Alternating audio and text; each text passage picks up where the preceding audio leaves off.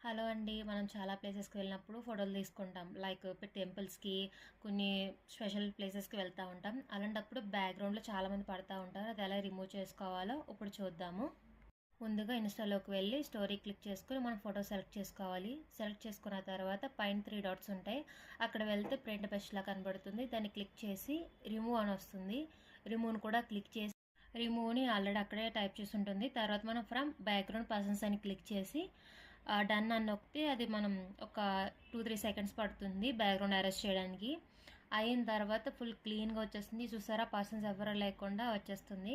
అలాగే ఇంకో ఫోటో కూడా నేను చేసి చూపిస్తాను. సేమ్ అదే ప్రాసెస్ కానీ కొన్ని ఫోన్‌లో అప్డేట్ అయి ఉంటాయి కదా! అలాంటప్పుడు డైరెక్ట్ అక్కడ పెయింట్ బ్రష్ అక్కడే కనిపిస్తుంది ఫ్రంట్.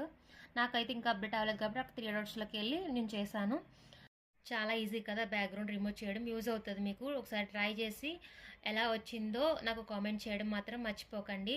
ఒకళ్ళకి షేర్ చేయండి, ఫాలో కొట్టండి అండ్ లైక్ చేయడం మాత్రం మర్చిపోకండి.